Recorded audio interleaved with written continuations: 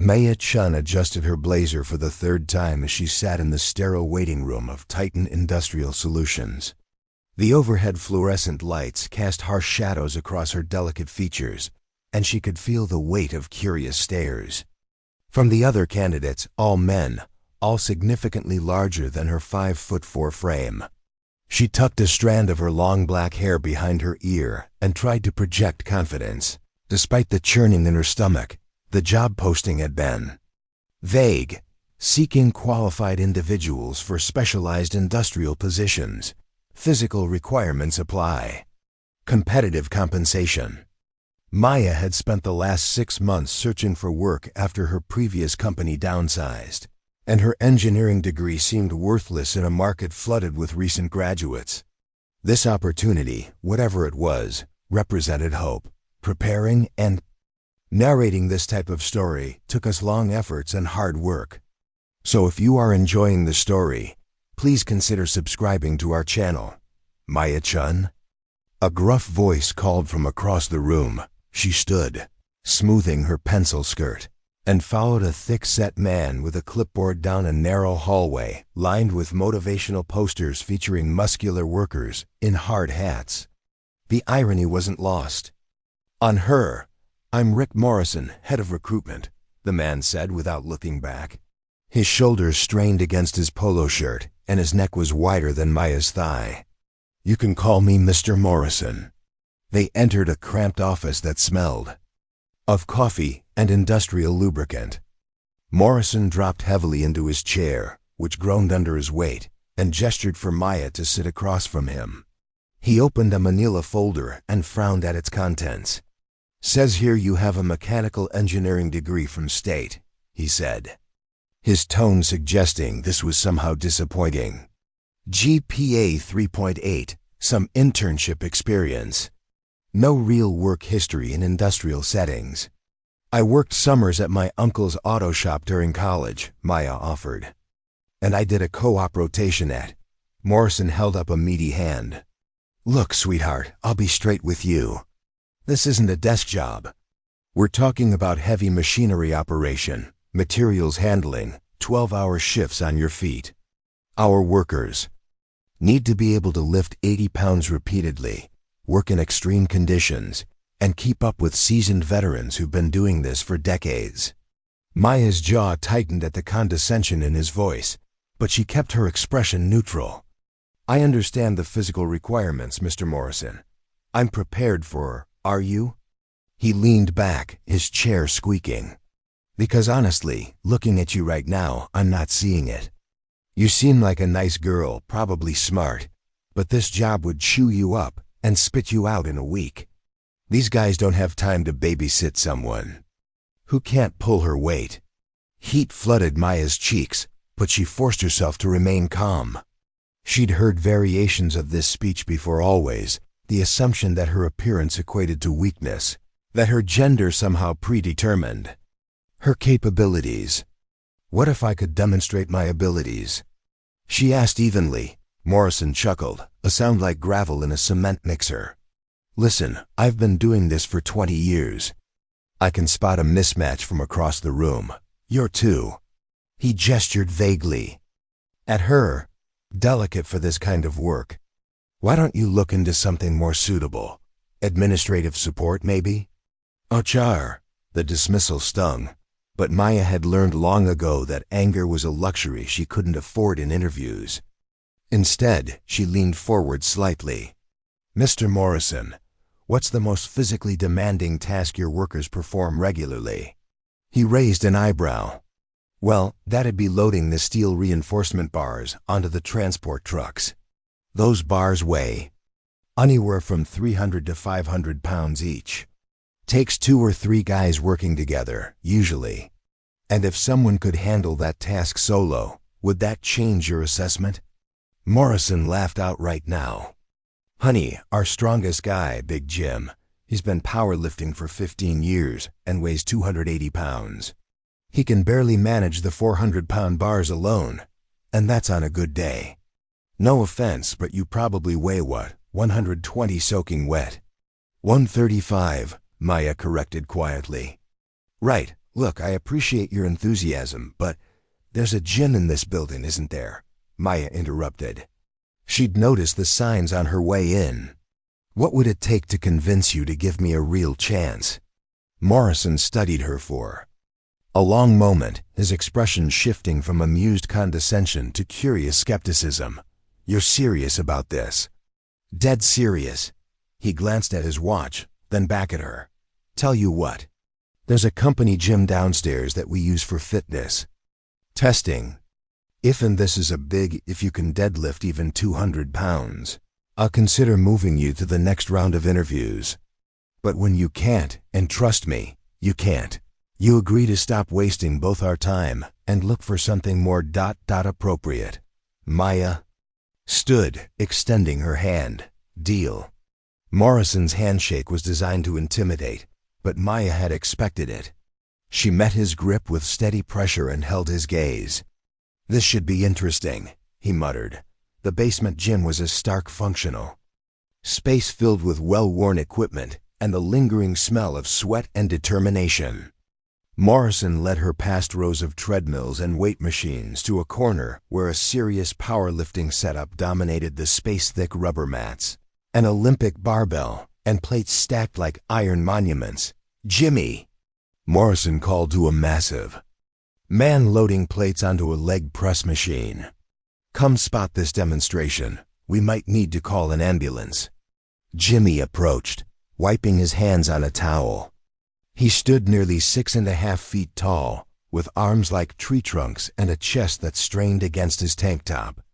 His curious gaze moved between Morrison and Maya. This little lady thinks she can deadlift with the big boys, Morrison explained. I told her if she can pull 200, I'd consider her for the job. Jimmy's expression was more sympathetic than mocking. Ma'am, you sure about this? Deadlifting's not a joke. Wrong form can mess up your back real bad. Maya appreciated his concern, but she was already moving toward the barbell. I'll be careful, thank you. She knelt beside the bar, running her hands along the knurled steel. The familiar texture brought back memories of countless hours in her college gym, the one place where she'd felt truly herself. She began loading plates, 45-pound Olympic plates that clanged against each other with metallic authority. Whoa, hold up there, Morrison said as she added a second plate to each side. That's 135 pounds already. Maybe start lighter? Maya didn't respond, continuing to add weight. 185 pounds. 225. 275. Okay, seriously, stop, Jimmy said, stepping forward. That's 315 pounds. I don't deadlift that much, and I've been training. For 8 years, Maya stood and faced both men. I need to warm up first. Is that all right? The question was rhetorical. She was already moving through her pre-lift routine, dynamic stretches, hip circles, practice pulls with just the bar. Her movements were fluid, practiced, completely at odds with the delicate appearance that had earned Morrison's dismissal.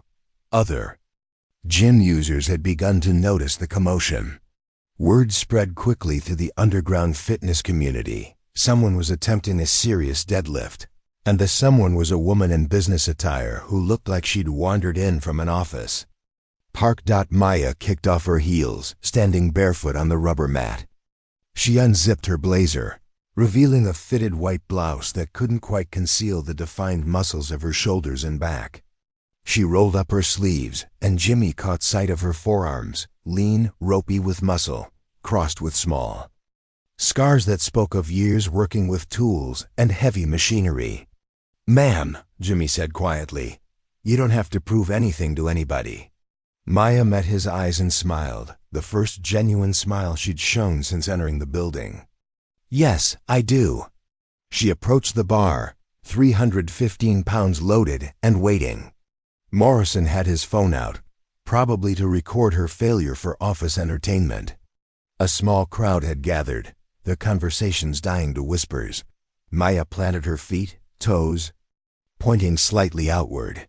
She bent at the hips, keeping her back straight, and gripped the bar with a mixed grip, one hand over, one under. She took a deep breath, braced her core, and began her setup. "This is insane," someone muttered. Maya ignored the commentary. She focused on her breathing, on the feel of the bar in her hands, on the familiar tension in her muscles. This weight was her warm-up back in college. Her coach, Alina, had seen something in her during freshman orientation, the quiet girl with calloused hands, who'd grown up helping her father in his construction business. She pulled. The bar came off the floor like it was filled with helium. Maya's form was textbook perfect back. Straight, shoulders pulled back, hips driving forward. She locked out at the top, holding the weight for a moment before controlling it back to the floor with barely a sound. The gym fell silent except for the hum of ventilation fans. Morrison's mouth hung open. Jimmy slowly shook his head in disbelief. Maya stood calmly beside the barbell, not even breathing heavily. "That was nice," she said conversationally. "Should I add some weight for the real test?" Before anyone could respond, she was loading more plates. 365 pounds. 405 pounds. The crowd was growing larger now, gym staff appearing from back offices, regular members abandoning their own workouts to witness whatever was happening in the powerlifting corner. At 455 pounds, Jimmy stepped closer. "Miss, that's more than our facility record. You need to be careful." Maya nodded absently, checking her grip position. "What's the record?" 465, set by a guy who competed nationally. "But listen, you don't need to." 485, Maya said, adding 2 more small plates. "That should do it." Morrison found his voice. "This is impossible. There's no way, you can't, this has to be some kind of joke." Maya straightened, rolling her shoulders once. She looked at Morrison directly. "You said I was too weak, too delicate. You judged me based on what you saw, not what I could do." She gestured toward the loaded bar. 485 pounds. More than twice what you asked for. She approached the bar again, and this time even the whispers stopped. 485 pounds of iron and steel sat waiting, a weight that would challenge most male powerlifters. A weight that represented years of training, discipline, and determination. Maya went through her setup routine again. But this time something had changed in her demeanor. The nervous job applicant was gone, replaced by someone who belonged in this space, who commanded respect through competence rather than demanding it through bluster. She gripped the bar, took her breath, and pulled. The weight fought back this time. 485 pounds didn't want to leave the floor. Maya's face tightened with concentration, her entire body engaged in the lift. The bar moved slowly but steadily, breaking the floor, passing her knees, and finally locking out as she stood tall and proud. She held it there for what felt like eternity, but was probably only seconds, making sure everyone could see that this was real. That she was holding nearly 500 pounds of dead weight, with nothing but her own strength and will. When she set it down, the impact echoed through the basement gym like thunder. The silence that followed was profound, broken only by Maya's controlled breathing as she stepped back from the bar. Jimmy was the first to react, starting a slow clap that quickly spread through the crowd. "Holy shit," someone said reverently. "Holy fucking shit." Morrison stood frozen, his phone still recording, his face cycling through expressions of shock, disbelief, and something that might have been embarrassment. Maya picked up her blazer and slipped it back on, transforming once again into the professional woman who had walked into the interview. But something fundamental had shifted. She no longer looked like she was asking for permission to exist in this space. "So," she said, stepping back into her heels, "about that next round of interviews?" The ride up in the elevator was awkward in a way that Maya found deeply satisfying. Morrison kept glancing at her like she might spontaneously combust, while Jimmy, who had insisted on joining them, looked at her with the kind of respect reserved for fellow warriors. "So," Morrison finally said as they reached the 3rd floor, "where exactly did you learn to do that? Maya smiled pleasantly. College. I was on the powerlifting team. We were nationally ranked my senior year. And you didn't think to mention this in your interview. You didn't ask about my athletic background. You were too busy telling me I was too weak to do the job. The elevator dinged softly as they reached Morrison's floor. In the harsh fluorescent lighting, Maya could see that his confident demeanor had cracked. He was no longer the man who had dismissed her out of hand. He was someone trying to figure out how badly he'd miscalculated. They walked back to his office in silence, passing the waiting room where the other candidates still sat. Maya caught a few stares, noted the puzzled expressions. Word traveled fast in office buildings. Morrison closed his door and gestured for her to sit. This time, when he looked at her across his desk, his expression was entirely different, calculating, almost cautious. Okay, Maya, can I call you Maya? Let's start over. Tell me about your background, all of it. Maya settled into her chair, suddenly enjoying this reversal of power. I grew up in Sacramento. My father owns Chen Construction, mostly residential work, some light commercial. I've been working construction sites since I was 12 summers. And weekends. Started as a gopher, worked my way up to operating equipment by high school.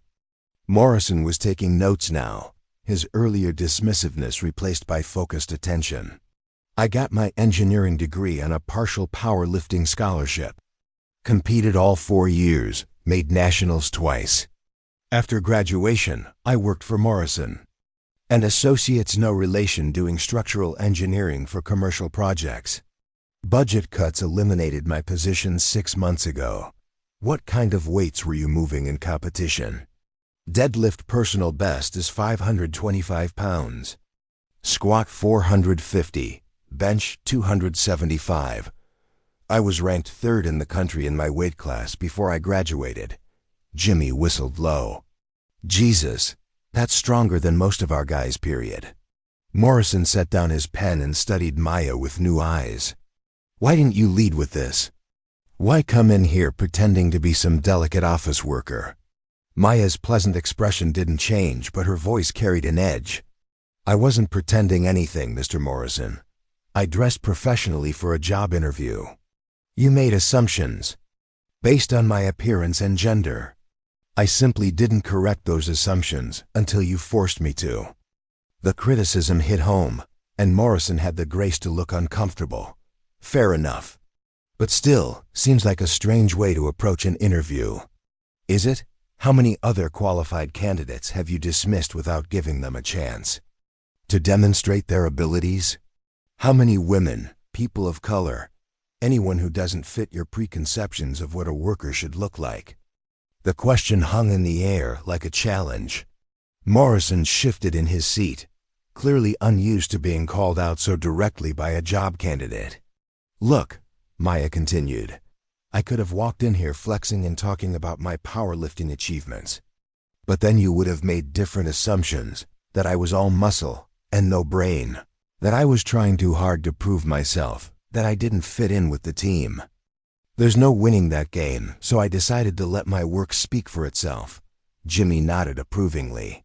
She's got a point, Rick. Remember when you hired Thompson?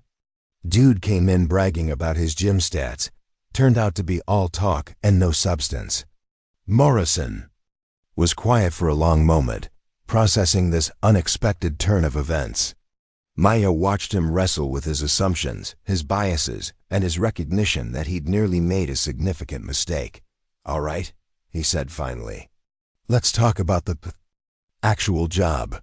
Maya leaned forward, suddenly all business again. I'm listening.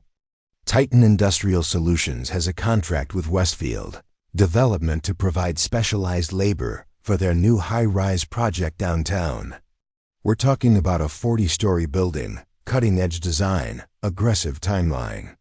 The work involves precision installation of prefabricated structural elements, some of which weigh up to 600 pounds. Morrison pulled out a tablet and showed her architectural renderings of a sleek tower that seemed to twist as it rose, its facade a complex interplay of glass and steel. The challenge is that these elements have to be positioned with millimeter precision. Traditional crane work isn't sufficient because of the building's unique geometry. We need people who can manhandle these pieces into exact position while working at significant heights. Maya studied the images, her engineering mind immediately grasping the complexity. What's the safety protocol for working at height? Full harness systems, redundant fall protection, certified riggers only. But here's the thing, this isn't a job where you can take your time and think about every move. The construction schedule is brutal, weather windows are limited, and one mistake can set the whole project back weeks. Jimmy jumped in. It's intense work. We've already had 3 guys quit after the first week. The combination of physical demands and mental pressure isn't for everyone. Maya nodded slowly. What's the team structure? 6-person crews, Morrison explained. Each crew handles one section of the building. Crew leaders are responsible for safety, quality, and keeping on schedule. Starting position would be general laborer, but advancement is based purely on performance. And compensation? Morrison named a figure that made Maya's eyebrows rise. It was significantly more than her engineering job had paid, with overtime. Opportunities that could nearly double the base salary. When would I start? Assuming you pass the background check and safety certification, Monday morning. 6 a.m. sharp downtown worksite. Morrison paused. But Maya, I want to be clear about something. What you did downstairs was impressive, but this job is about more than raw strength. You'll be working with guys who might not be as evolved as Jimmy and me when it comes to women in construction. Maya almost smiled at Morrison's diplomatic phrasing, especially given his own behavior an hour earlier. You'll face challenges that have nothing to do with the work itself, he continued. Comments, attitudes, tests that the other workers won't face. Some of these guys have been doing construction for 20 years and have never worked alongside a woman, especially not in a leadership track position. Are you trying to talk me out of taking the job? Morrison shook his head. No, I'm trying to make sure you know what you're walking into. This isn't a college campus with Title X protections and sensitivity training. It's a construction site where people speak their minds, and respect comes from proving yourself every single day. Maya stood and extended her hand. Mr. Morrison, I've been proving myself every single day since I was 12 years old. I'm not about to stop now. This time, when Morrison shook her hand, it was with the grip of an equal. Maya's alarm went off at 4:30 a.m. on Monday morning, but she was already awake, staring at the ceiling and running through mental preparations for her first day. She'd spent the weekend researching Westfield Development, studying the building plans available online, and shopping for appropriate work gear. Her apartment was a modest 1-bedroom in a complex that had seen better days, but it was clean and efficiently organized. Maya had learned early that keeping her environment under control helped manage the chaos of job searching and financial uncertainty. She dressed in layers, moisture-wicking base layer, flannel shirt, work pants that were sturdy but not bulky, steel-toed boots that had cost more than she'd wanted to spend but were essential for safety. She braided her hair tightly and secured it under a baseball cap, then packed her hard hat, safety glasses, and work gloves into a small backpack. The drive downtown took 35 minutes in pre-dawn darkness, through empty streets that would be clogged with traffic in a few hours. Maya used the time to listen to a podcast about advanced construction techniques, part of her ongoing effort to stay current in an industry that constantly evolved. The Westfield site was impossible to miss. 40 stories of steel skeleton rising against the dawn sky, surrounded by cranes, equipment yards, and temporary buildings. Maya badged in at the security gate and followed signs to the Titan Industrial Solutions staging area. The trailer that served as Titan's on-site office was buzzing with activity at 5:45 a.m. Crews were gathering, checking equipment, reviewing the day's assignments on laminated Sheets that looked like they'd survived several weather cycles. Maya spotted Jimmy near a coffee station that looked like it had been improvised from a card table and an industrial-sized percolator. He waved her over with a grin. "Rookies early," he called out, earning glances from the other workers. "That's a good sign." Maya accepted a cup of coffee that could have stripped paint and surveyed the room. About 20 men in various stages of wakefulness, ages ranging from early 20s to late 50s, all bearing the casual confidence of people who worked with their hands for a living. "All right, listen up." Morrison's voice cut through the morning chatter. He stood near a whiteboard covered with diagrams and assignments. "We've got a new team member starting today. Maya Chen, engineering background, powerlifting champion, and she can deadlift more than most of you losers." The introduction was blunt but effective. Several men turned to look at Maya with curiosity rather than skepticism. Word of her gym demonstration had clearly spread. "Maya, you're assigned to Crew 3 under Tony Castellano. Tony, where are you?" A compact man in his early 40s raised his hand. He had the weathered look of someone who'd spent decades outdoors, with graying hair and forearms covered in intricate tattoos. When he smiled, Maya noticed he was missing a tooth. "Tony's been with us for 8 years, Morrison continued. "His crew has the best safety record and highest productivity scores. You'll learn more from him in a week than most people learn in a year." Maya made her way through the crowd to where Tony stood with 3 other men. They looked her over without hostility, but with the careful assessment of people who needed to know they could depend on their teammates. "Maya Chen," she said, extending her hand to Tony. "Tony Castellano, but everybody calls me Kaz. Welcome to Crew 3. His handshake was firm, but not aggressive. "These are your teammates Miguel Santos, Danny Wu, and Jake Henderson." Miguel was probably 30, with an athlete's build and calloused hands that spoke of years of physical work. Danny appeared to be close to Maya's age, Asian American with the intense focus of someone still proving himself. Jake was the youngest, maybe 22, tall and lanky with the eager energy of someone new to construction. "So you're the one who broke the gym record," Miguel said, his tone carefully neutral. "I lifted some weight," Maya replied diplomatically. 485 pounds isn't some weight," Danny said. "That's serious numbers."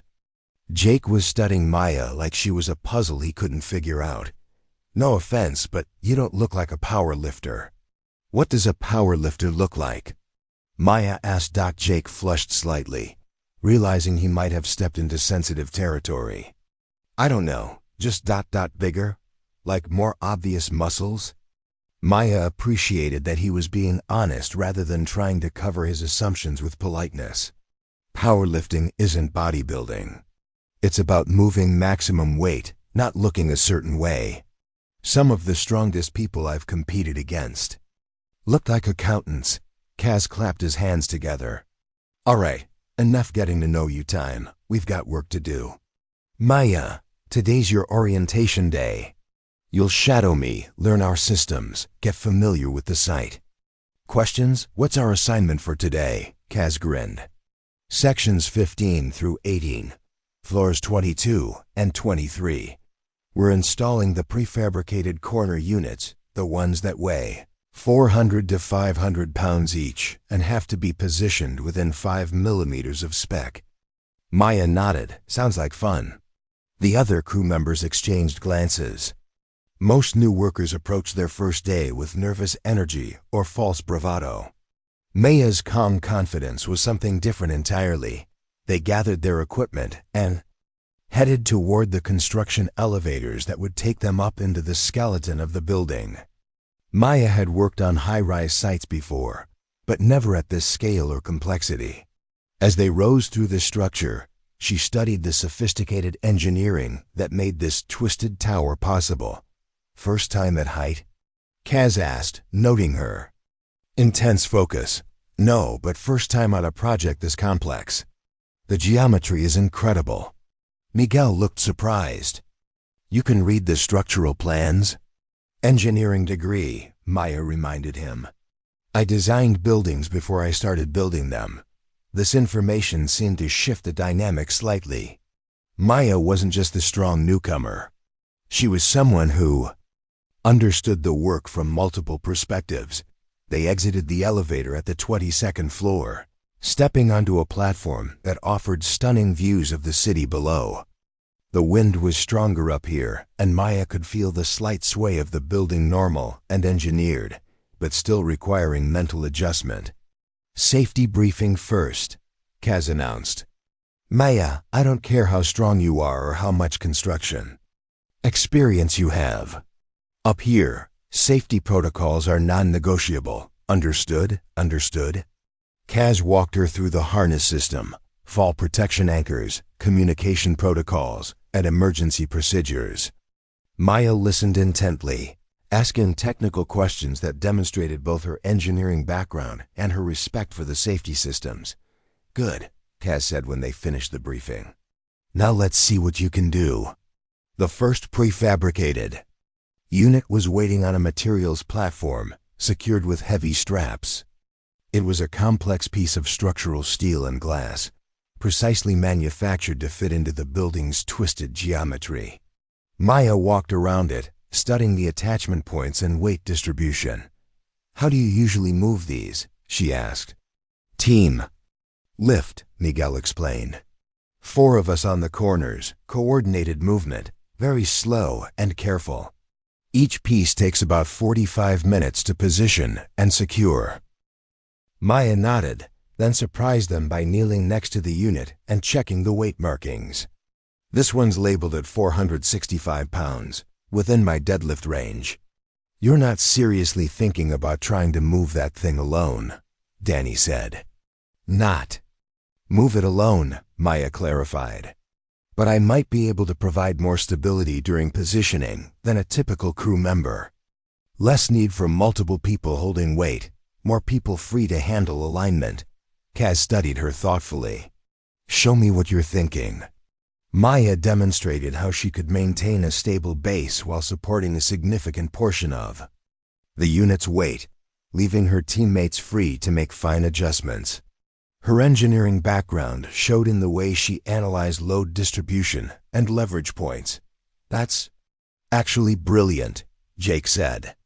If she can hold it steady while we adjust position, we could cut installation time in half. And reduce the chance of positioning errors, Miguel added, warming to the concept. Kaz looked skeptical.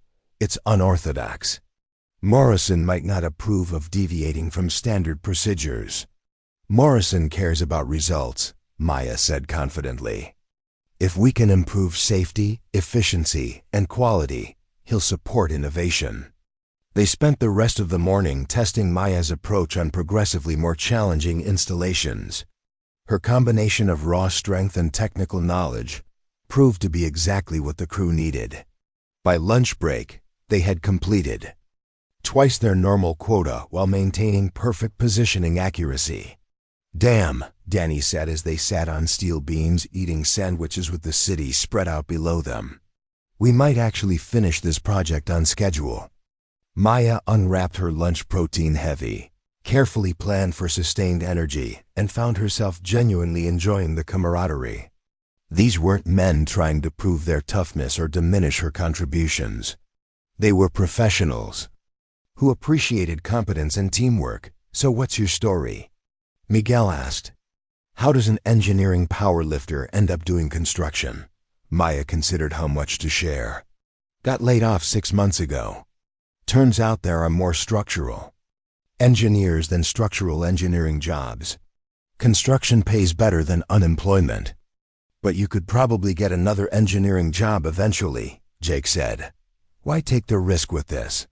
Maya looked out at the city skyline, thinking about the question. Maybe because this is more real.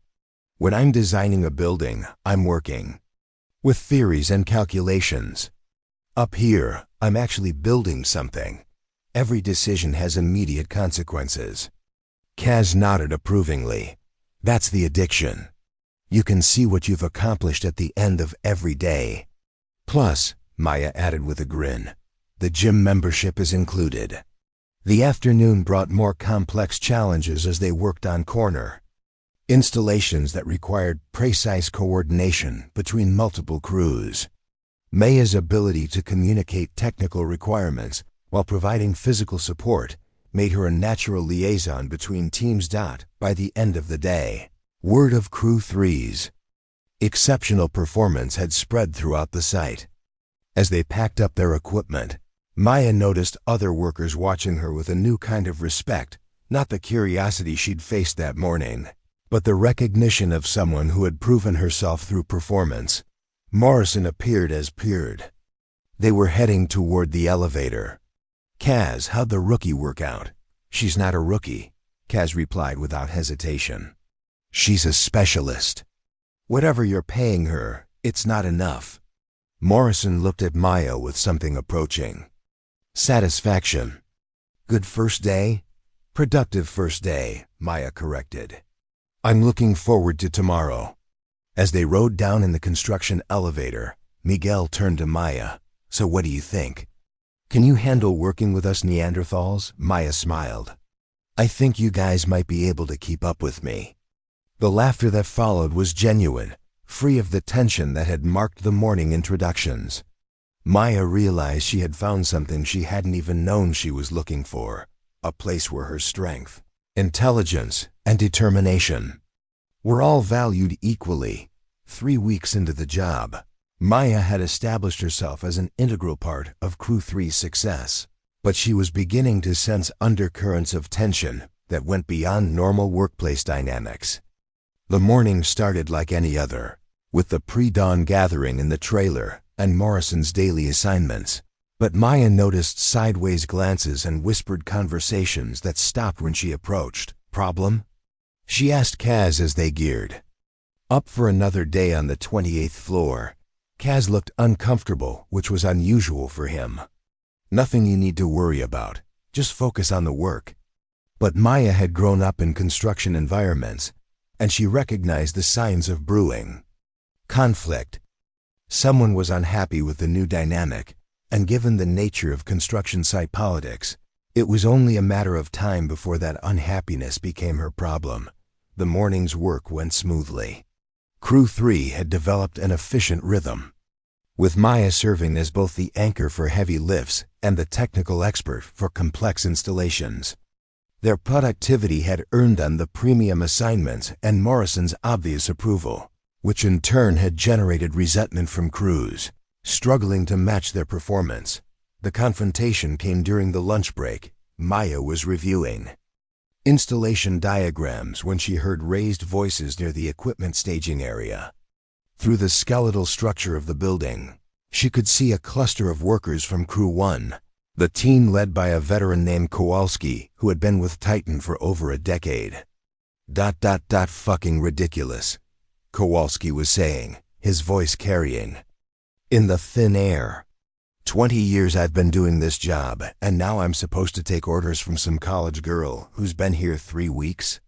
Miguel and Danny were nearby, pointedly not looking in Maya's direction, but their body language suggested they were ready to intervene if necessary. Kaz was nowhere to be seen, probably handling logistics with Morrison.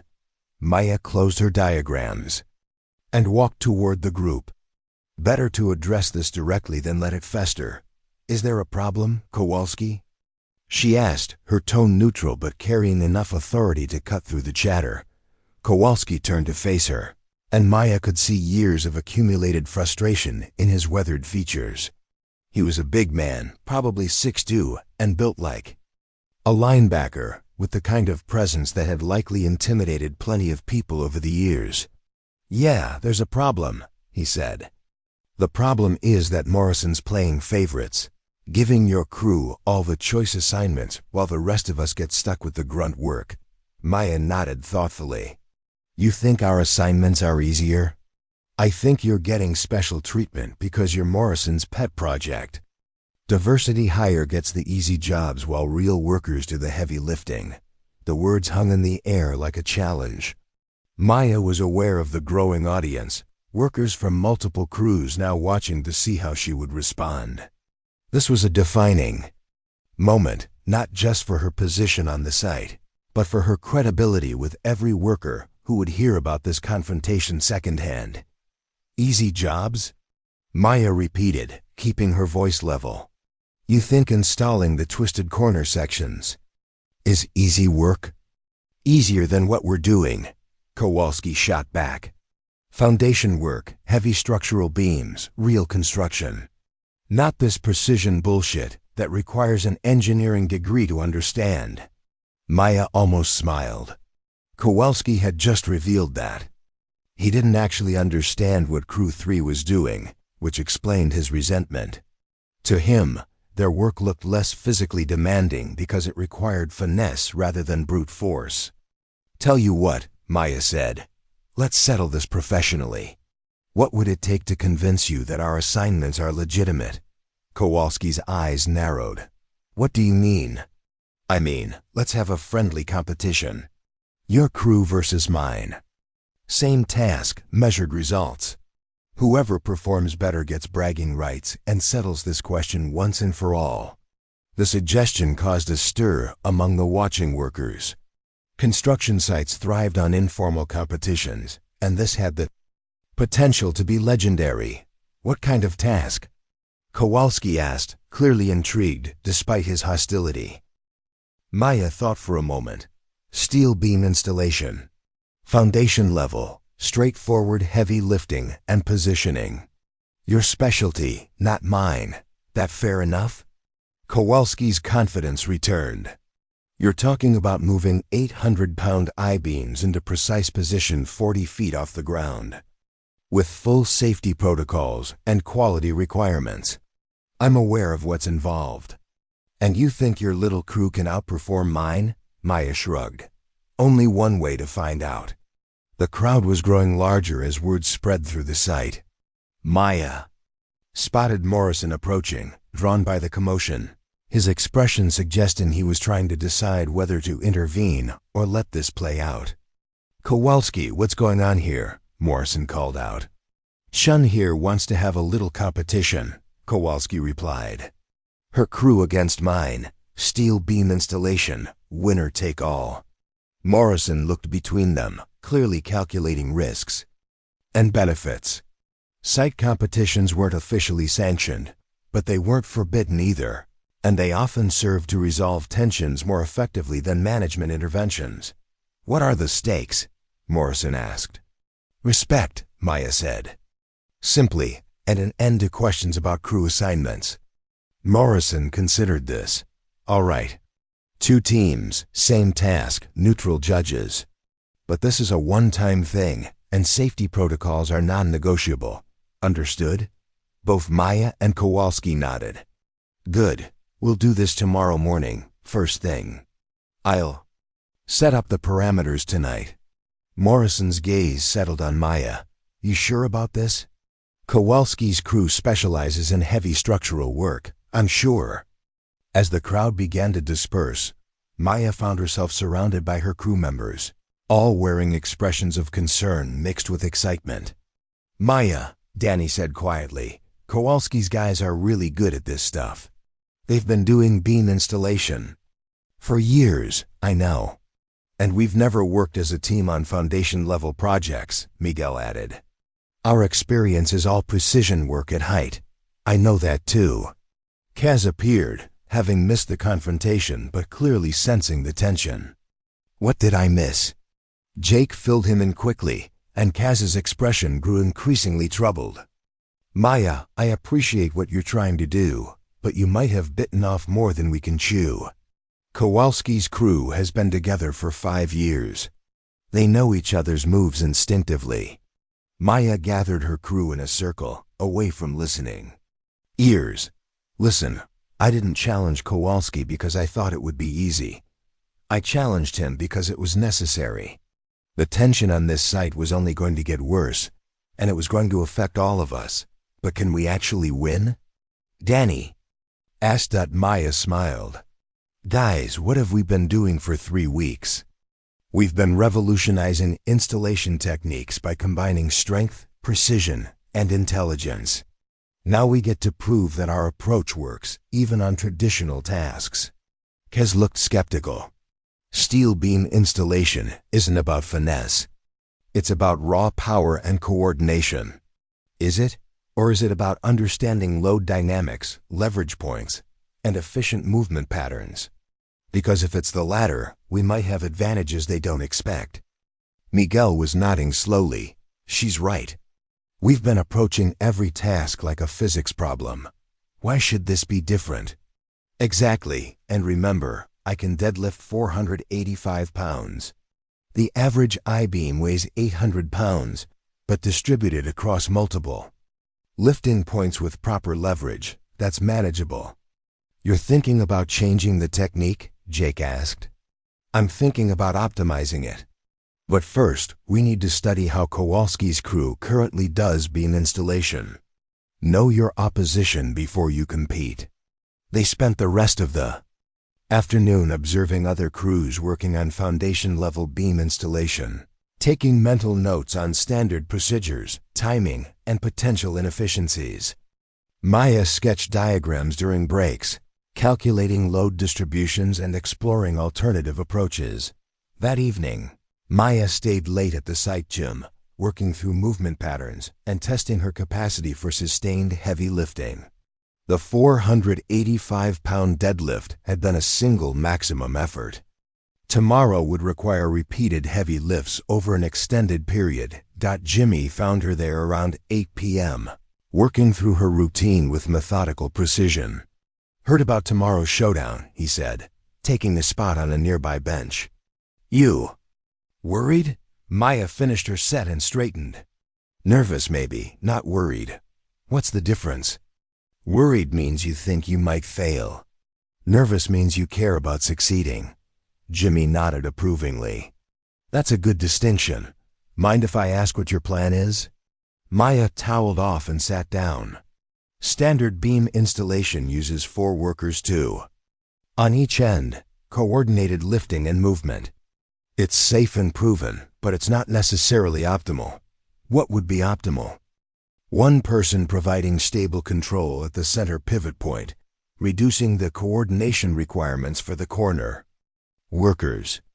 It changes the physics of the lift from 4 independent lifting points to a centralized stability system. Jimmy whistled low. That's assuming the center person can handle the load distribution. I can handle it. Preparing and narrating this type of story took us long efforts and hard work. So if you are enjoying the story, please consider subscribing to our channel. Even after multiple lifts, you're talking about a sustained effort, not a one-time max. Maya had been thinking about this all afternoon. I've been training for powerlifting for 8 years. Sustained effort under load is what this sport is about. The question isn't whether I can physically handle it, it's whether the team can adapt to a new coordination system in less than 24 hours. And can they? Maya smiled. Kaz, Miguel, Danny, and Jake are some of the smartest workers I've ever met. They learn fast, and they trust each other. If anyone can pull this off, it's them. Jimmy stood to leave, then paused. Maya, you know this is about more than just winning a competition, right? If you lose tomorrow, it's going to affect how every worker on this site sees you. And if you win, it's going to change things in ways you might not expect. How so? Win or lose, after tomorrow, everyone's going to know exactly who you are and what you're capable of. That kind of reputation is a double-edged sword in construction. It opens doors, but it also means every future challenge becomes a test of whether you can live up to your reputation. Maya considered this. So you think I should back down? Hell no. I think you should win. Maya arrived at the site an hour early the next morning, using the quiet time to walk through the competition area and visualize the task ahead. Morrison had set up a fair test.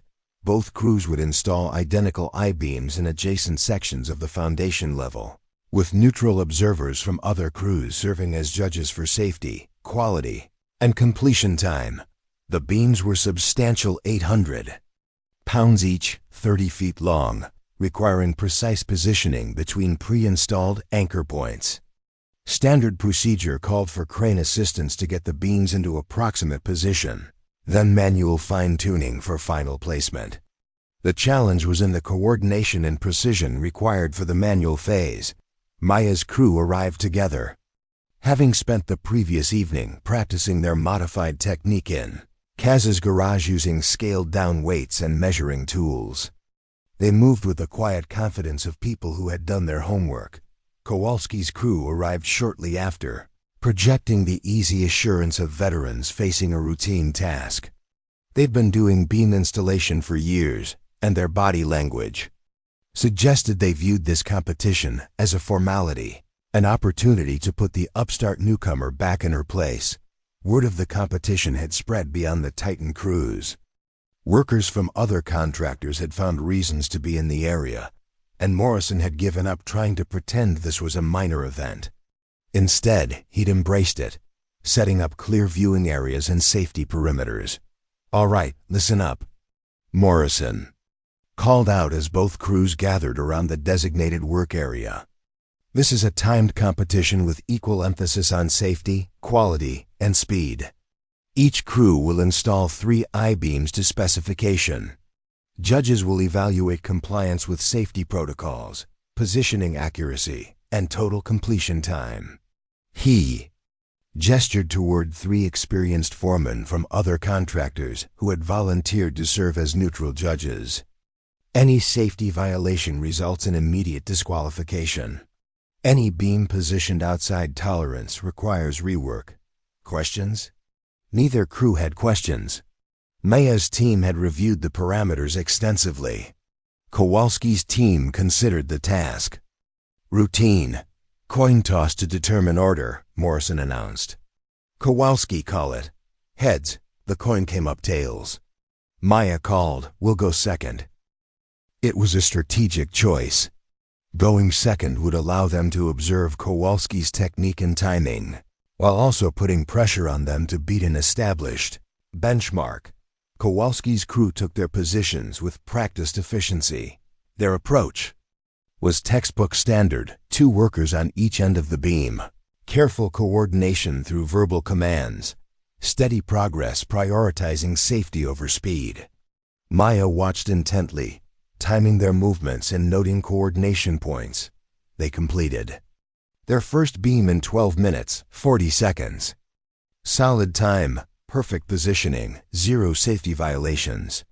The second beam took 11 minutes, 50 seconds as they found their rhythm. The third was completed in 11 minutes, 20 seconds. Total time, 35 minutes, 50 seconds. The judges confirmed perfect positioning and flawless safety compliance. "Good benchmark," Maya murmured to her crew as they took their positions. "We need to beat 35 minutes while maintaining the same quality standards." Her crew moved to their stations with nervous energy. Maya positioned herself at the center point of the first beam, with Kaz and Miguel at one end, Danny and Jake at the other. The modified technique they'd practiced looked unconventional. Instead of 4 workers sharing the load equally, Maya would serve as a central pivot point, allowing the corner workers to focus on positioning rather than lifting. "Ready?" Maya called out. Her crew confirmed readiness. Maya gripped the center of the beam, testing the weight distribution. 800 pounds felt substantial but manageable, especially with the leverage advantage of her central position. "Lift on 3. 1, 2, 3. The beam came up smoothly, Maya's deadlift strength providing stable control while her teammates guided the ends toward the anchor points. The key was communication. Maya called out micro-adjustments based on her central perspective while Kaz coordinated the positioning commands. First beam positioned and secured, 9 minutes, 15 seconds. A murmur went through the watching crowd. Maya's crew had beaten Kowalski's first beam time by over 3 minutes while maintaining perfect form. The second beam felt easier as the crew found their rhythm.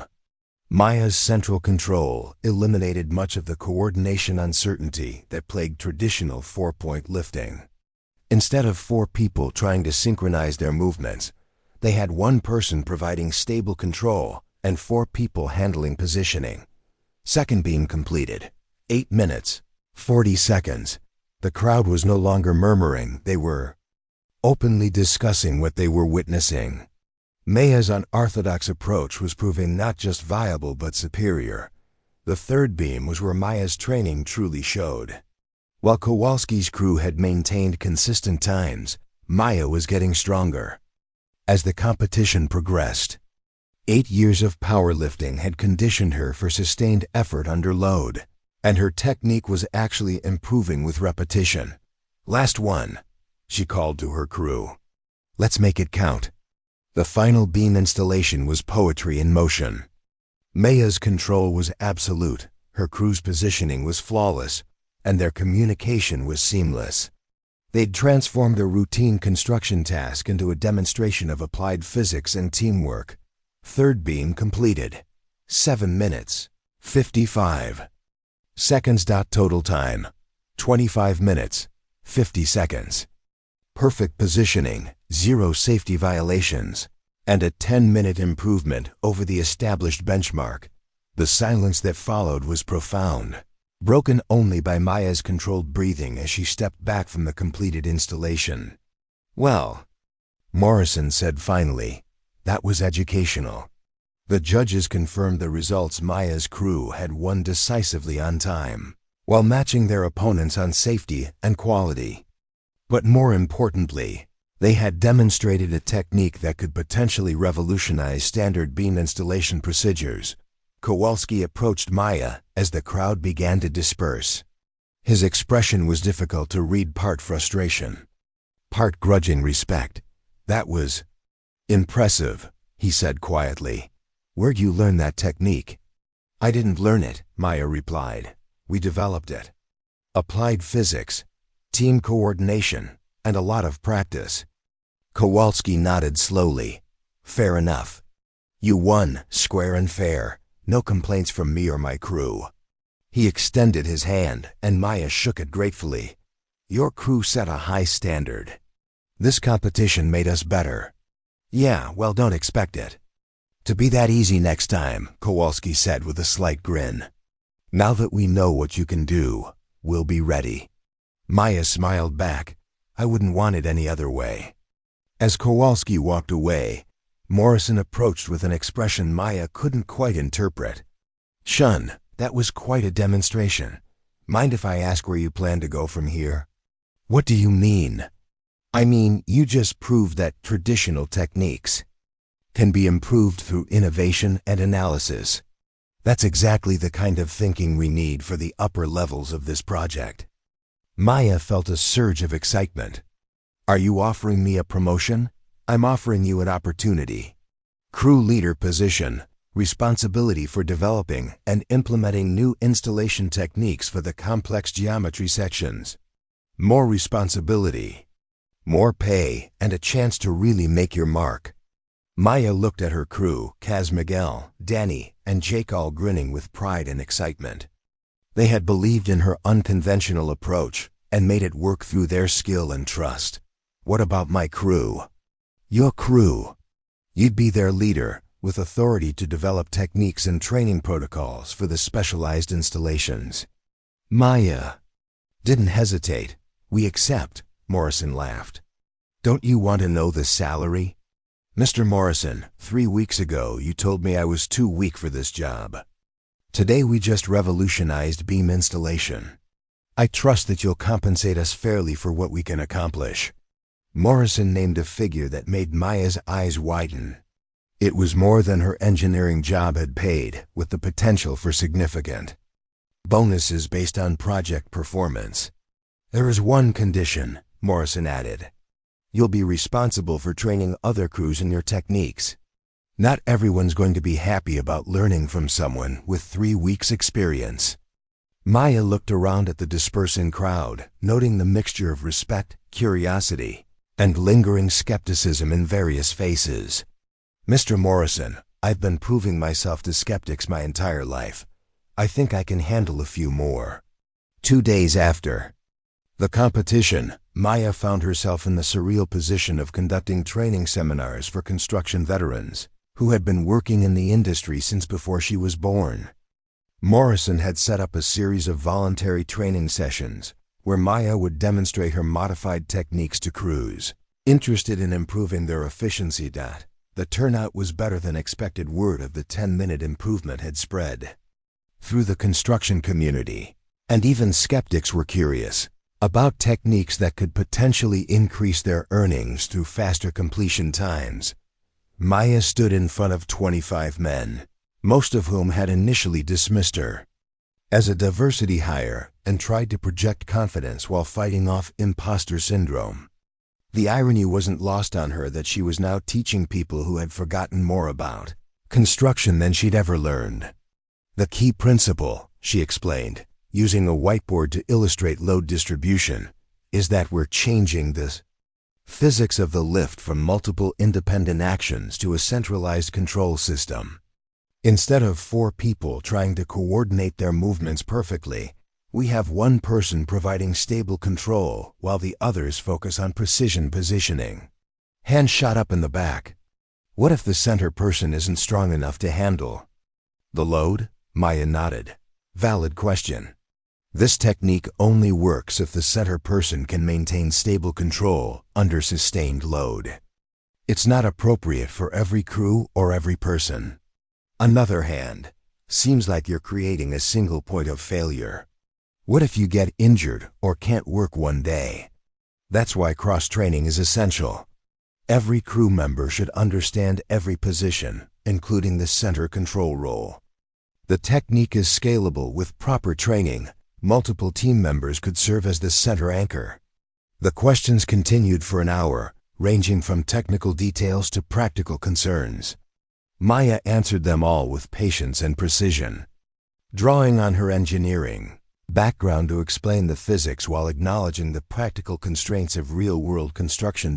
At the end of the session, Kowalski approached her privately. "Good presentation," he said. "You handled the questions well." "Thank you. That means a lot coming from you." Kowalski looked uncomfortable with the praise. "Look, I wanted to apologize for the other day." The diversity hire comment was out of line. Maya studied his face, seeing genuine regret rather than political correctness. "Apology accepted. But can I ask what changed your mind?" "Watching you teach today. You could have been arrogant about winning the competition, could have rubbed it in our faces. Instead, you're sharing the techniques freely and giving credit to your crew. That's real leadership." Maya felt a warmth that had nothing to do with the site's industrial heating. "I appreciate that, Kowalski. Call me Stan, and if you ever need backup dealing with the ishholes who aren't as evolved as the rest of us, you let me know." The real test of Maya's leadership came 3 weeks later when Morrison assigned her crew to the building's most challenging section, the twisted geometry floors between levels 35 and 40, where the building's rotation created unprecedented installation challenges. The architectural drawings looked like abstract art, with prefabricated units that had to be positioned with millimeter precision while accommodating the building's spiral geometry. Traditional installation methods were proving inadequate, and the project was falling behind schedule. Maya spent an entire weekend studying the plans, consulting with the project's structural engineers, and developing installation sequences that could handle the complex geometry. She emerging Monday morning with a detailed plan that would require her crew to work as a precision unit. "The challenge," she explained to Kaz, Miguel, Danny, and Jake as they stood on the 35th floor platform, "is that every unit is slightly different because of the building's rotation. We can't rely on muscle memory or standard procedures." She showed them her installation diagrams, color-coded and annotated with specific measurements and sequences. "Each installation will require real-time problem-solving. We'll need to adapt our technique to unique geometry while maintaining perfect precision." Danny studied the plans with the intensity of someone trying to solve a puzzle. "This is like surgical work. One mistake and we're starting over. Exactly. Which is why we're going to practice each installation sequence before we attempt it. No improvisation, no assumptions. They spent the morning rehearsing the first installation using the actual unit, moving it into position repeatedly until every team member could perform their role blindfolded. Maya's central control technique proved even more valuable here. Where precision mattered more than speed, the first actual installation took 47 minutes slow by their previous standards, but perfect on the first attempt. No rework, no corrections, no safety incidents. By the end of the week, they had established a rhythm that allowed them to handle the complex installations efficiently while maintaining their perfect quality record. Word of their success reached Morrison, who visited their work area Friday afternoon. "How's it going up here?" he asked, surveying the completed installations. "On schedule, 0 defects, 0 safety incidents," Maya reported. Morrison walked around the installed units, checking alignment and finish quality. "These are some of the most complex installations on the entire project. You're making it look routine." "Good planning and good teamwork," Maya replied diplomatically, "and good leadership." "Maya, I've been getting calls from other contractors asking about borrowing your crew for their problem installations. Word's getting around about what you've accomplished here." Maya felt a surge of pride, but also protectiveness toward her team. "Are you considering it?" "I'm considering a lot of things. This project has been a proving ground for new techniques and approaches. Some of the major construction companies are paying attention." The implication was clear. Maya's innovations were attracting notice beyond Titan Industrial Solutions. Success at this level could open doors to opportunities she hadn't even considered. That afternoon, as they finished their shift, Kaz pulled Maya aside. "You know Morrison's right about the calls, don't you? I've been in this business a long time, and I've never seen a rookie generate this kind of industry attention." Maya looked out at the city skyline, thinking about the journey from that dismissive interview to this moment. It doesn't feel real sometimes. It's real. The question is, what you're going to do with it. "What do you mean?" Kaz gestured toward their work area. "You could stay here, keep doing what you're doing, collect your paycheck, and have a nice career. Or you could use this as a launching pad for something bigger." Maya turned to face him. "Like what?" "Your own company, your own projects.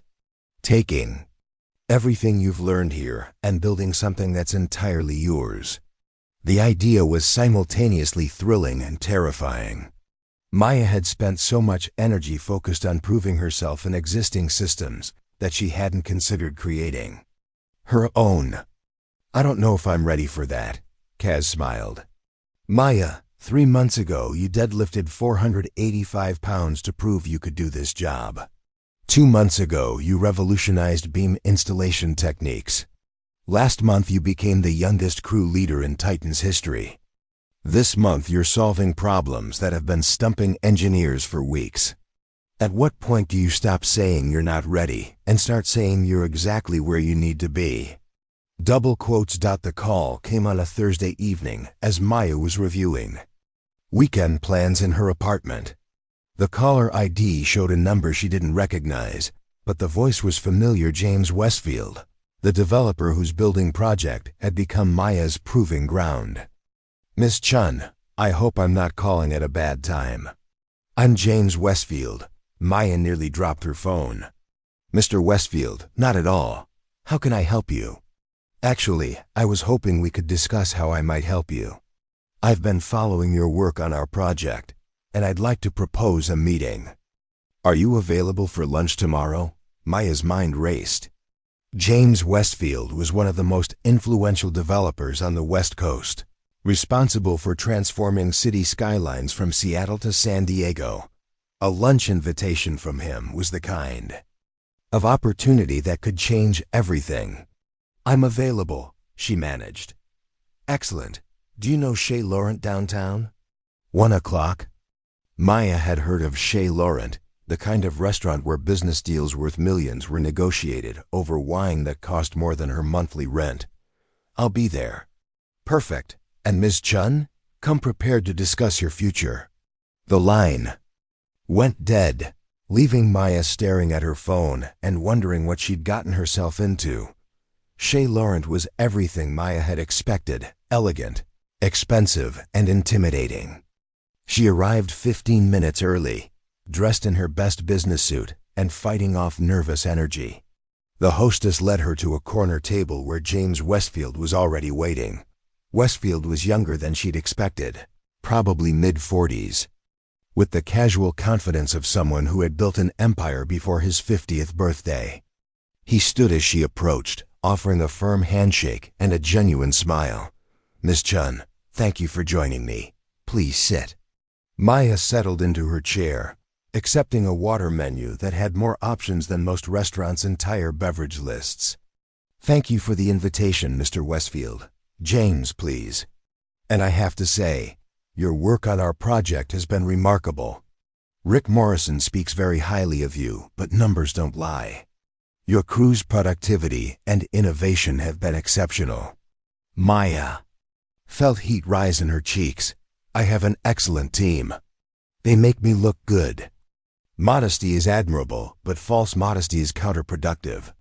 You've revolutionized several aspects of our construction process, improved safety metrics, and maintained perfect quality standards. That's not luck or good teammates, that's leadership. And innovation." The waiter appeared to take their orders. Maya chose conservatively, not wanting to navigate complex cuisine while trying to focus on what might be the most important conversation of her career. "Maya," James continued after they'd ordered, "what do you know about Westfield Development's plans for the next 5 years? Just what's public: several major projects in development, expansion into new markets." "That's correct, but incomplete. We're not just expanding our portfolio. We're reimagining how large-scale construction projects should be approached. The traditional model, hiring separate contractors for different phases, managing competing timelines and quality standards, is inefficient and expensive." Maya nodded, following his logic.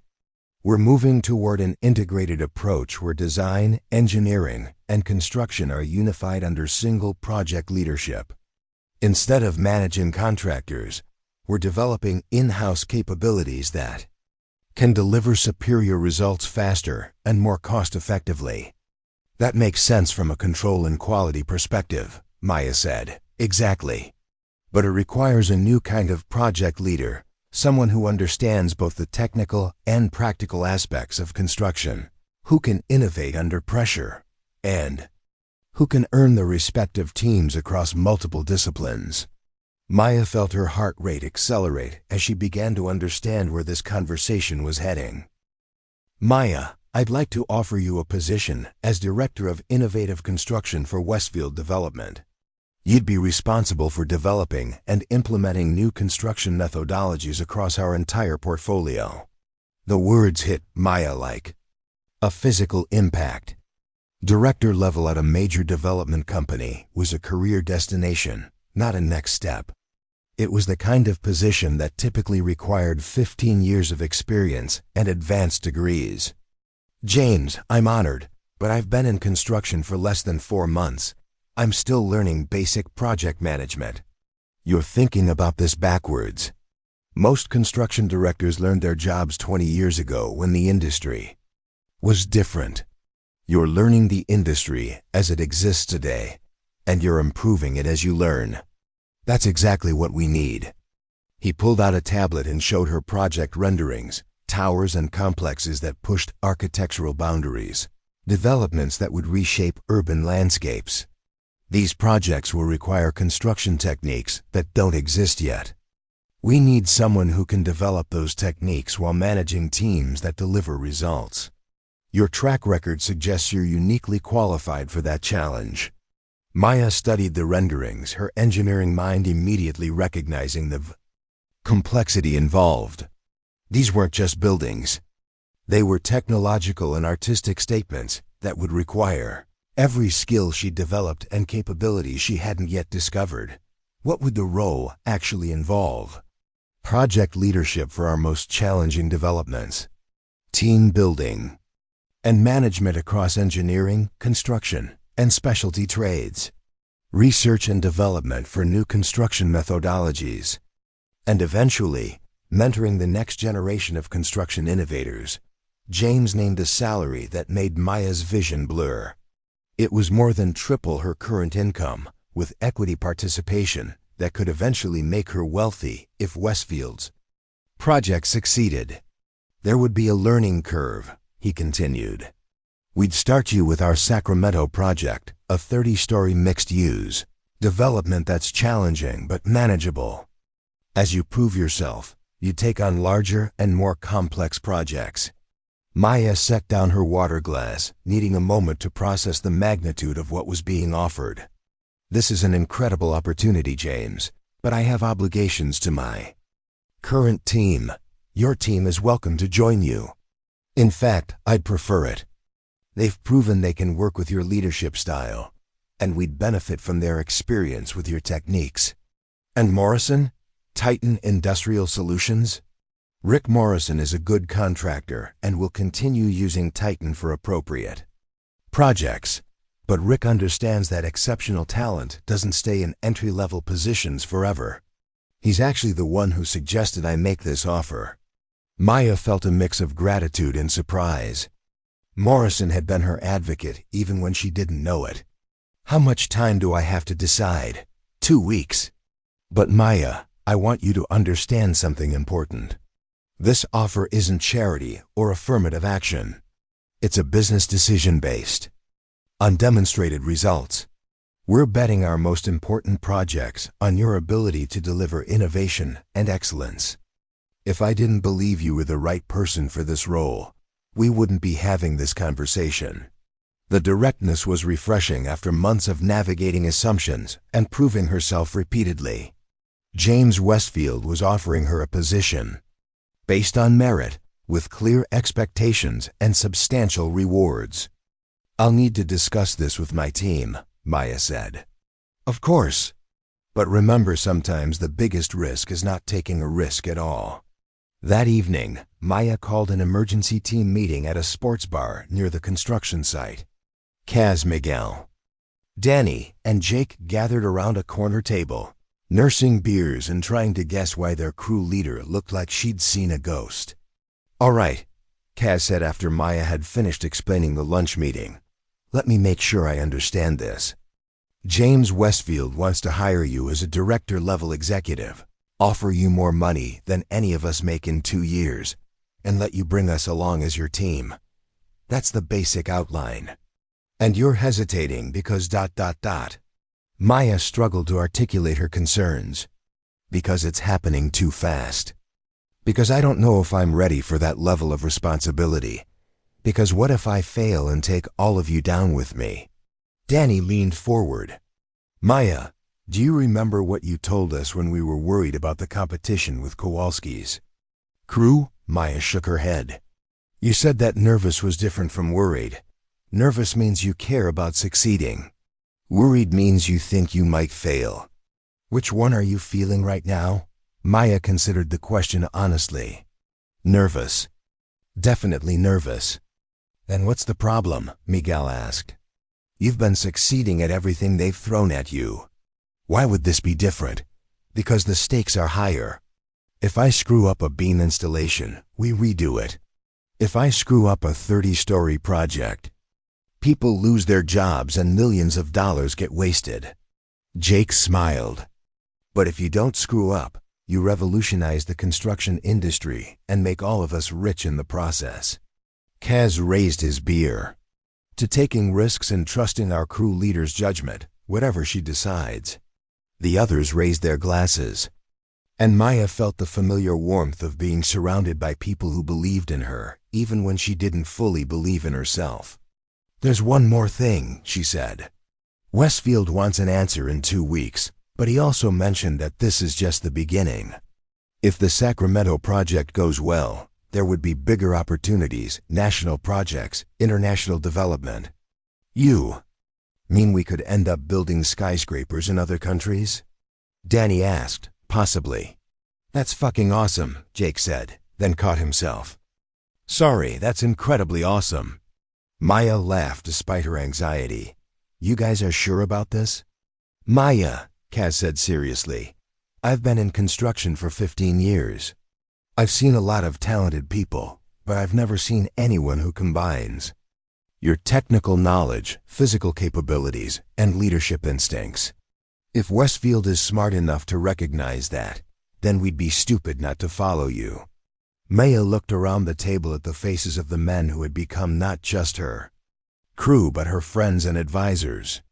They had believed in her unconventional approaches, supported her through challenges, and made her success possible.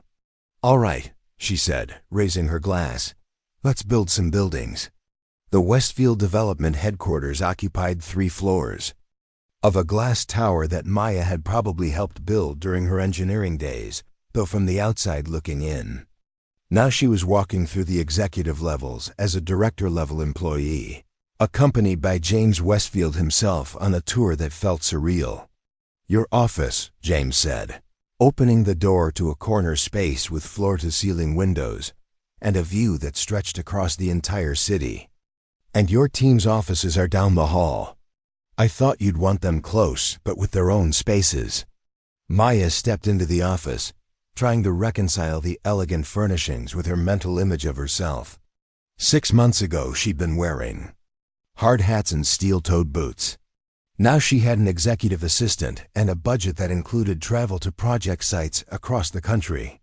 The Sacramento project is already underway, James continued, handing her a tablet loaded with detailed plans. Foundation is complete, and we're ready to begin structural work. Your job is to implement the innovative techniques you've developed while training the larger construction team. Maya studied the plans, her engineering background automatically, analyzing load distributions and construction sequences. Timeline: 18 months from now to completion. Aggressive but achievable with the right leadership. And if we finish ahead of schedule? Maya asked, though she already suspected the answer. James smiled. Then we fast-track the Portland project, and you get your first international assignment. We're bidding on a sustainable tower complex in Vancouver that would establish Westfield as a leader in green construction technology. Maya felt the familiar flutter of excitement, mixed with nervous energy. Each success seemed to unlock doors to even greater challenges, and she was beginning to understand that this trajectory might never slow down. When do I start? You already have. Your crew is being briefed on the Sacramento project as we speak. You'll drive up Monday morning to meet with the site supervisors and assess the current status. Maya nodded, already mentally preparing for the transition from crew member to project director. The leap felt enormous, but then again, every major step in her journey had felt impossible until she'd accomplished it. James, can I ask you something personal? Of course. Why me? I mean, really. You could have hired any number of experienced construction directors with proven track records. Why take a chance on someone with 4 months of experience? James walked to the window, gazing out at the city skyline dotted with cranes and partially completed buildings. Maya, I've been in development for 20 years. I've hired dozens of construction directors, project managers, and senior engineers. Most of them were competent, some were excellent, but none of them were innovators. He turned back to face her. They knew how to manage existing processes, but they couldn't reimagine those processes. They could deliver projects on time and on budget, but they couldn't fundamentally improve how projects get delivered. Maya listened intently as James continued. What you did at our downtown project wasn't just efficient work, it was transformational. You took established construction methodologies and made them better through applied intelligence and creative problem solving. That kind of thinking is exactly what this industry needs. But the risk of hiring someone without traditional credentials is smaller than the risk of staying with traditional approaches that are becoming obsolete. Construction technology is evolving rapidly, and companies that don't adapt will be left behind. Maya understood. She wasn't being hired despite her unconventional background. She was being hired because of it. There's one more thing, James added. Your team loyalty. Most construction professionals at your level are focused on individual advancement. You've consistently prioritized team success and shared credit for innovations. That kind of leadership is rare and valuable. Maya felt a warmth that had nothing to do with the office's climate control. After months of proving herself to skeptics, being valued for her actual strengths, rather than having to overcome perceived weaknesses was profoundly satisfying. I won't let you down, she said. I know you won't. But more importantly, you know you won't. That confidence, earned through proven performance, is what makes this partnership work. The Sacramento project site bustled with controlled chaos as Maya arrived Monday morning, her crew following in a separate vehicle loaded with specialized equipment and tools. The 30-story tower was already taking shape, its steel skeleton reaching toward the sky like a geometric tree. Maya's new responsibilities were immediately apparent. Instead of focusing on a single installation, she was now responsible for coordinating multiple crews, managing complex timelines, and ensuring that innovative techniques were implemented safely across the entire project. Her first challenge came within hours of arrival. We've got a problem, announced Sarah Mitchell, the site's chief engineer, as Maya finished her initial walkthrough. The architectural specifications for floors 15 through 20 require installation tolerances that our current crews can't consistently achieve. Maya studied the plans Sarah handed her, immediately recognizing the issue. The building's design included complex interlocking elements that required precision typically reserved for laboratory work, not construction sites. What's been the failure rate? Maya asked. 30% of installations require rework. At that rate, we'll be months behind schedule and significantly over budget. Maya nodded, her mind already working through potential solutions. Can you gather the crew leaders for a meeting this afternoon? I want to demonstrate some modified techniques that might address the precision requirements. The meeting took place in a trailer that served as the project's conference room, with 8 crew leaders representing different trades and specialties. Maya recognized the familiar mixture of curiosity and skepticism that had greeted her throughout her construction career. The precision requirements for floors 15 through 20 are achievable, Maya began, but they require modifications to standard installation procedures. She used a whiteboard to illustrate load distribution and positioning techniques, drawing on everything she'd learned about applied physics and team coordination. The key is changing our approach from individual component installation to integrated system assembly.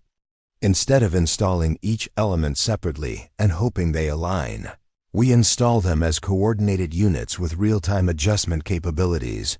One of the crew leaders, a veteran named Rodriguez, raised his hand. That sounds good in theory, but it would require perfect coordination between multiple trades. Electrical, plumbing, structural, everyone would have to work together instead of in sequence. Maya smiled. Exactly, which is why we're going to cross-train crews and implement shared responsibility for quality control. The room erupted in discussion. Traditional construction relied on sequential work. Structural crews completed their portion, then electrical crews did their work, then plumbing, and so on. Maya was proposing something fundamentally different, integrated teamwork, where multiple trades worked simultaneously on coordinated installations. It'll never work, declared Thompson, a grizzled electrician with 30 years of experience. Too many variables, too much that can go wrong. What if we test it on a limited scale first? Maya suggested. 1 floor, controlled conditions. Full documentation of results. If it works, we expand implementation. If it doesn't, we go back to traditional methods. The compromise satisfied most of the skeptics. Maya spent the rest of the week developing detailed protocols for integrated installation, working with each trade to understand their specific requirements and identify coordination points. The test floor was scheduled for the following Monday, a full-scale demonstration of Maya's integrated approach with representatives from every trade and management level observing. Maya's crew Kaz, Miguel, Danny, and Jake had adapted to their new roles as training specialists, working with other crews to teach the modified techniques they'd perfected. Their expertise had become invaluable for implementing innovation across larger teams. "You ready for this?" Kaz asked as they prepared for the Monday demonstration. Maya checked her watch. 7 a.m. and already 24 observers were gathering around the 10th floor work area. "As ready as I can be. Either this works and we revolutionize construction scheduling, or it fails spectacularly in front of everyone who matters." "Well," Miguel said with a grin, "at least we'll fail interestingly." The integrated installation began with careful coordination. Structural, electrical, and plumbing crews worked simultaneously on different aspects of the same installation zone, communicating constantly and adjusting their work in real time to accommodate each other's requirements. Maya moved between teams, providing technical guidance and ensuring safety protocols were maintained. Her engineering background proved invaluable for resolving coordination conflicts and optimizing work sequences. 3 hours into the demonstration, it was clear that something remarkable was happening.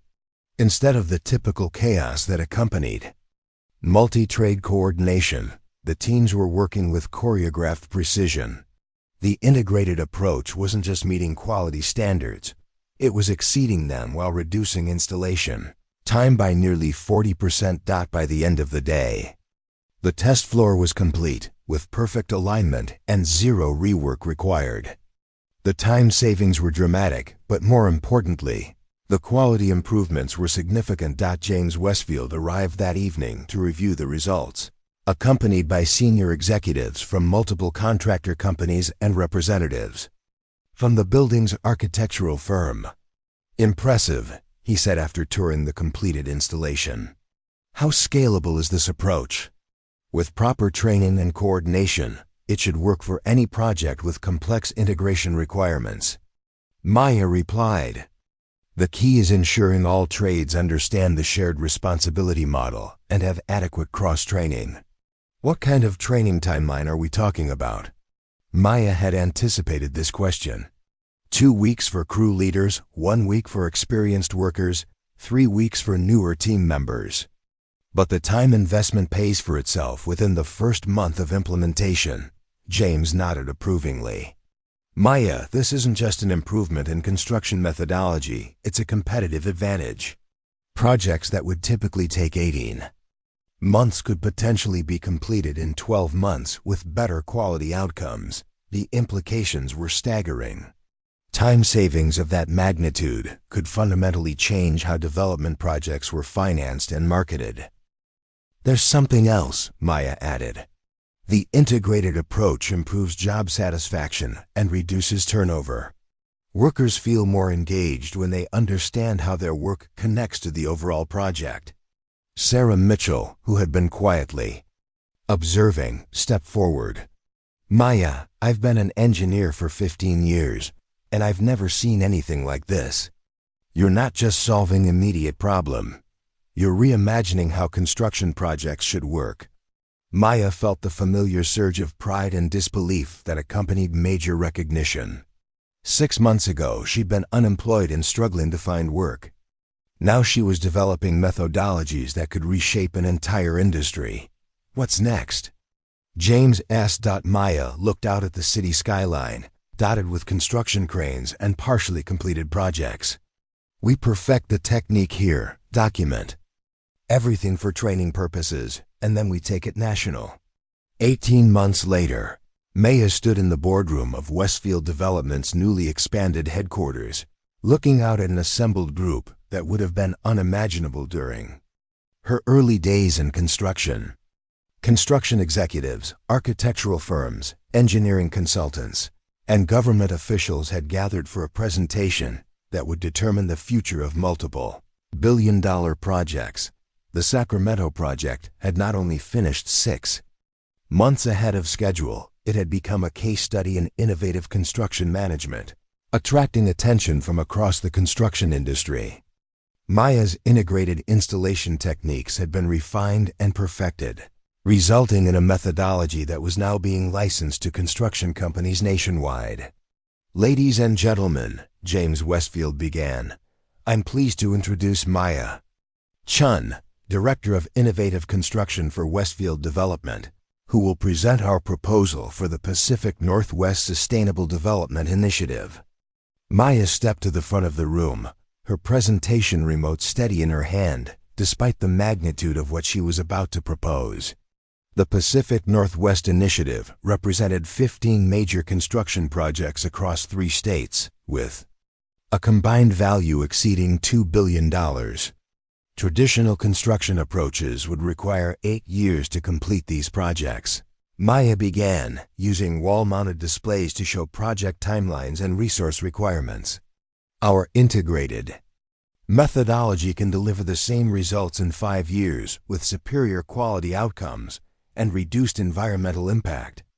She clicked to her next slide, showing detailed efficiency comparisons and cost analyses. "The key innovation is coordinated multi-trade installation, supported by cross-trained teams and real-time quality management. This approach reduces material waste by 30%, cuts installation time by 40%, and improves final quality metrics by 25%. Maya spent the next hour walking through detailed project plans, demonstrating how her techniques could be scaled across multiple simultaneous projects. Her engineering background allowed her to address technical questions with precision, while her construction experience provided credibility for practical implementation concerns. "Ms. Chen," interrupted Patricia Williams, a senior official from the State Development Authority, "these results seem almost too good to be true. What evidence do we have that this methodology can be successfully scaled beyond single projects?" Maya had anticipated this challenge. "We currently have integrated installation teams working on 7 projects across 4 states. Performance metrics are consistent across all sites, regardless of local conditions or crew composition." She displayed real-time dashboards showing productivity, quality, and safety statistics from active projects. The numbers were compelling. Every project using Maya's methodology was ahead of schedule and under budget. "Furthermore," Maya continued, "we've established a training institute that can rapidly develop qualified teams. Current capacity allows us to train sufficient crews for the Pacific Northwest Initiative within 6 months of contract approval." The questions continued for another hour, covering everything from safety protocols to long-term maintenance implications. Maya answered each inquiry with confidence backed by extensive data and proven results. When the formal presentation concluded, James invited the attendees to join them for lunch and continued discussion. Maya found herself surrounded by executives and officials who were clearly impressed by what they'd witnessed. "Maya," said Robert Chen, no relation, CEO of Chen Construction, one of the largest contractors on the West Coast, "I have to ask, where do you see this going long-term? You've obviously mastered construction innovation, but what's your ultimate vision?" Maya considered the question thoughtfully. "Honestly, Robert, I think we're just scratching the surface. Construction has been largely unchanged for decades, but new technologies and materials are creating opportunities for fundamental improvements." She gestured toward the city visible through the conference room windows. "Imagine construction projects that adapt in real time to environmental conditions, buildings that essentially assemble themselves using advanced robotics, or structures that actually improve their performance over time through integrated monitoring systems. You're talking about science fiction," laughed Elizabeth Torres, a prominent architect. "I'm talking about applied engineering," Maya replied seriously. "Most of the technologies already exist. The challenge is integrating them into coherent systems and training people to implement them effectively. James approached the group wearing the satisfied expression of someone who had just concluded successful negotiations. Maya, I have good news. The Pacific Northwest Initiative has been approved, with Westfield Development as the primary contractor. The announcement generated excitement and congratulations from the assembled group.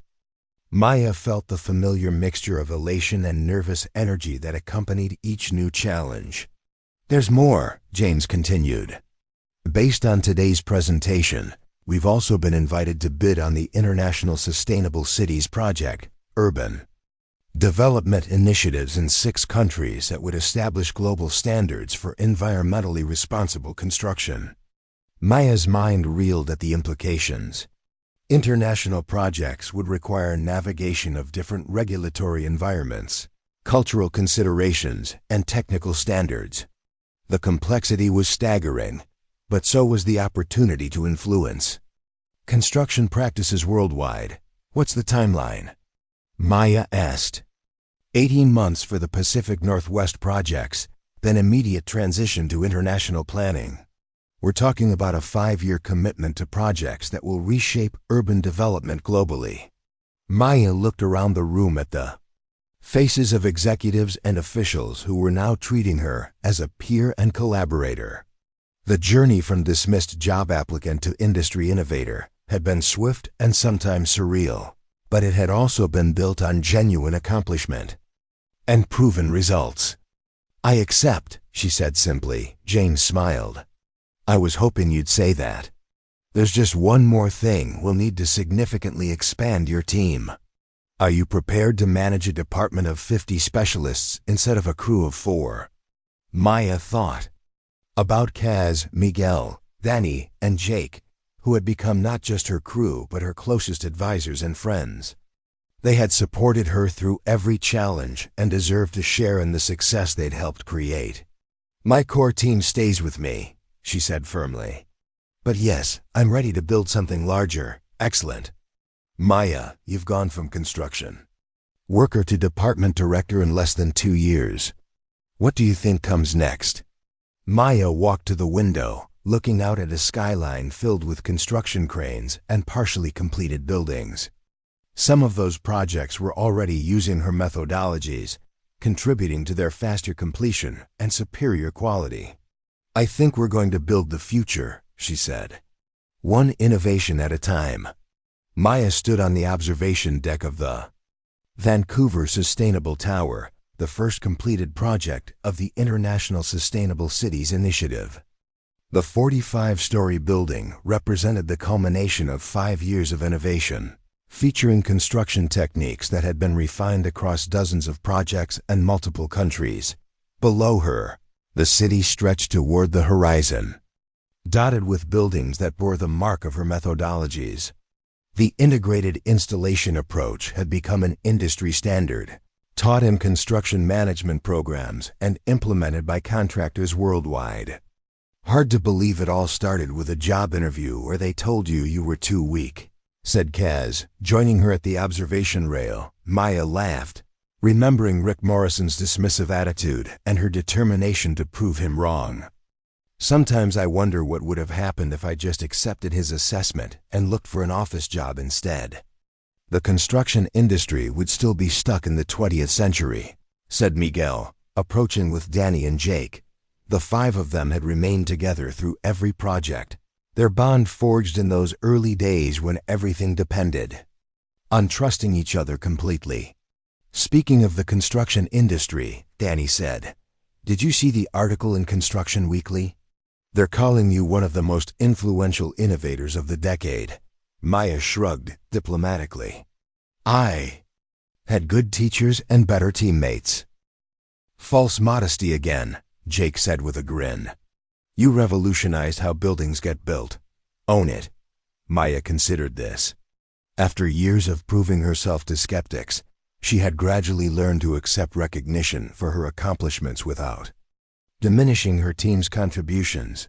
Okay, she said. We revolutionized how buildings get built. Better. Kaz said approvingly. James Westfield appeared from the elevator, accompanied by officials from 3 countries and representatives from major construction companies. The Vancouver project had attracted international attention as a model for sustainable urban development. "Maya, there's someone I'd like you to meet," James said. Dr. Sarah Kim from the International Council for Sustainable Development. "She has a proposal that might interest you." Dr. Kim stepped forward with the confidence of someone accustomed to presenting ambitious ideas. "Ms. Chen, we're developing a global initiative to establish new standards for urban construction in developing countries. The goal is to transfer advanced methodologies to regions that could benefit from rapid, sustainable development." Maya listened as Dr. Kim outlined projects spanning 4 continents, involving collaboration with local governments, international development organizations, and construction companies worldwide. "The position would be Director of Global Construction Innovation," Dr. Kim continued. "Based in Geneva with extensive travel to project sites. Your methodologies would become the foundation for construction training programs that could impact millions of people." Maya looked out at the Vancouver skyline, then back at her team. Another impossible opportunity, another chance to expand the reach of innovations that had started with a simple desire to prove she could do the job. "What do you think?" she asked Kaz, Miguel, Danny, and Jake. "I think," Kaz said slowly, "that we've never backed down from a challenge yet." "Geneva's pretty far from Sacramento," Miguel noted. "Good thing we like to travel," Danny replied. "Besides," Jake added, "somebody's got to make sure Maya doesn't let all this success go to her head." Maya felt the familiar warmth of being surrounded by people who believed in her vision and shared her commitment to excellence. The journey from that dismissive job interview to global construction leadership had been built on their collective willingness to innovate, adapt, and support each other through every challenge. "Dr. Kim," Maya said, "we accept." As they stood together on the observation deck, looking out at a city transformed by their innovations, Maya reflected on the unexpected path that had brought her to this moment. She had started with nothing more than determination and hidden strength, but she had built something that would outlast any individual project or achievement. The future of construction would be different, because she had refused to accept limitations others tried to impose. More importantly, she had proven that innovation came not from credentials or traditional qualifications, but from the willingness to see problems differently and the courage to implement solutions that others considered impossible. Maya Chen was no longer trying to prove she belonged in construction. She was leading its transformation, one building at a time. If this epic tale has inspired you, moved you, or simply entertained you during these past hours, please show your support by hitting that like button and sharing this story with friends who appreciate detailed, character-driven narratives. Your engagement helps us continue creating these novel-length stories that transport you to different worlds and introduce you to unforgettable characters. Don't forget to subscribe to our channel and ring the notification bell. We have many more epic adventures waiting, each one crafted with the same attention to detail and commitment to storytelling excellence that brought you Maya's incredible journey. What did you think of Maya's story? Which moment resonated most with you? Share your thoughts in the comments below. We love hearing from our audience and often incorporate your feedback into future stories. Until next time, remember that strength comes in many forms, and sometimes the most powerful thing you can do is refuse to let others define what's possible for you. Thank you for listening, and we'll see you in the next adventure.